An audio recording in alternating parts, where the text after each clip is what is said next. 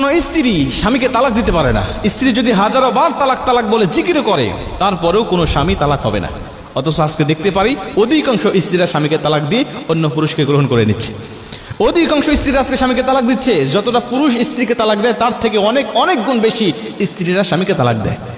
আর এর জন্য মেন দায়ী যেটা, সেটা হলো আমাদের দেশের কিছু অশিক্ষিত কাজী, যাদের ন্যূনতম শরীয়তের কোনো মাসআলা মাসাইলের কোনো জ্ঞান নাই।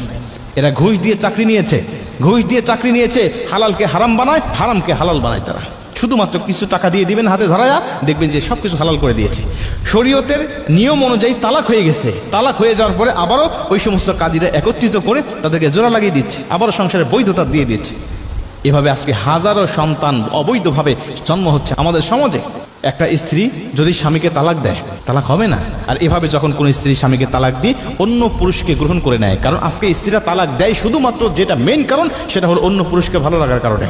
আবার কিছু স্ত্রী আছে মায়ের কথায়, বোনের কথায়, ভাবিদের কথায় প্রলোভনে পড়ে তাদের ধোকায় বোকা হয়ে অধিকাংশ স্ত্রীরা স্বামীকে তালাক দিয়ে চলে যাচ্ছে। মা বাবার বাড়ির কথা শুনে অধিকাংশ স্ত্রীরা তালাক দিচ্ছে আজকে।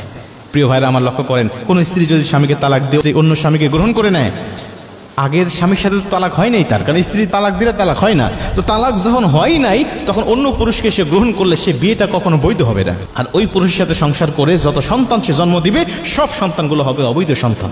আর এই অবৈধ সন্তান আল্লাহ জানে আমাদের সমাজে কত বিরাজ করছে। এভাবে দেখবেন যে আবার কিছু বিয়ে আছে, দেখবেন যে স্বামী স্ত্রীর তালাক হয়ে গেছে, শরীয়ত সম্মতভাবে তালাক হয়ে গেছে। তালাক হয়ে যাওয়ার পরে স্ত্রীর উপরে যে 3 মাস 10 দিন 13 দিন যে ইদ্যত পালন করতে হয়, এই ইদ্যত পালন করার মতো ধৈর্যশীল নারী আমাদের সমাজে আর পাওয়া যায় না। তালাক হয়ে গেছে 7 দিনের মাথায়, 15 দিন 20 দিনের মাথায় দেখবেন যে আবার অন্য জায়গায় বিয়ে হয়ে গেছে, ওখান থেকে দেখবেন যে আবার সন্তান জন্ম নিচ্ছে। এভাবে আমাদের সমাজে অগণিত অবৈধ সন্তান জন্মগ্রহণ করতেছে। আর এদেরকে যখন আপনি কোরআনের কথা বলেন, এদেরকে যখন ইসলামের কথা বলেন, তাদের মাথায় আগুন ধরে যায়, ইসলামের কথা তাদের সহ্য হয় না। প্রিয় ভাইরা আমার লক্ষ্য করেন, এখন অনেকে বলতে পারেন হুজুর কাবির নামার 18 নম্বর কলমের মধ্যে আছে যে স্ত্রী স্বামীকে তালাক দিতে পারবে। ভাই, ওই 18 নম্বর কলমের মধ্যে যেটা আছে এটা ইসলামেরই নিয়ম। ওখানে আছে স্বামী যদি স্ত্রীকে ভরণ পোষণ না দিতে পারে, খরপোশ না দিতে পারে, তার সাথে বনিবনা না হয়, তাহলে স্ত্রী স্বামীর তালাককে গ্রহণ করতে পারবে। মানে স্বামী স্ত্রীকে আগে অনুমতি দিয়ে দিবে, দেখো আমি যদি তোমার হকগুলো আদায় না করি, খরপোশ না দিতে পারি, তোমাকে শারীরিক মানসিক কোনো চাহিদা যদি পূর্ণ না করতে পারি, তাহলে তুমি ইচ্ছা করলে তুমি আমার তালাক গ্রহণ করতে পারো। এই বৈধতা যদি স্বামী স্ত্রীকে দিয়ে রাখে, তাহলে স্ত্রী তখন বলবে যে দেখো তুমি যে আমাকে অনুমতি দিয়েছিলে, তুমি যে আমাকে গ্রহণ করার ক্ষমতা দিয়েছিলে, আমি এখন তোমার সেই তালাকটা আমি গ্রহণ করে নিলাম। আমার সাথে তোমার বনিবনা হচ্ছে না, তুমি আমার খরপোশ দিচ্ছ না, আমার ভরণ পোষণ দিচ্ছ না, আমার কোনো চাহিদা তুমি পূর্ণ করছো না, অতএব তোমার তালাক আমি গ্রহণ করে নিলাম। তালাক গ্রহণ করার ক্ষমতা স্ত্রীদের আছে, তালাক দেওয়ার ক্ষমতা কোনো স্ত্রীর নাই।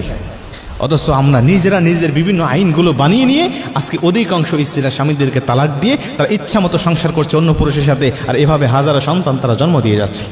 প্রিয় ভাইরা আমার, এজন্যই আজকে আমাদের সমাজের এই করুণ অবস্থা। ইসলামের নিয়ম অনুযায়ী যদি আপনি চলেন, আপনার জীবন সুখময় শান্তিময় হবে। ইসলামের গণ্ডি থেকে বেরিয়ে যাবেন, আপনার জীবনটা অন্ধকারে পতিত হবে। এই জীবনে কোনো সুখ শান্তি আপনি খুঁজে পাবেন না। সবসময় অশান্তি, ডিপ্রেশন, বিভিন্ন চিন্তা ভাবনার মধ্যে আল্লাহ এমনভাবে ফেলে দিবে, জীবনে কোনো শান্তি পাবেন না, সুখ পাবেন না। সবসময় নিজেকে অপরাধী মনে হবে যে আপনার মধ্যে দুঃখী মানুষ যেন দুনিয়ার জমিন আর একটাও নাই।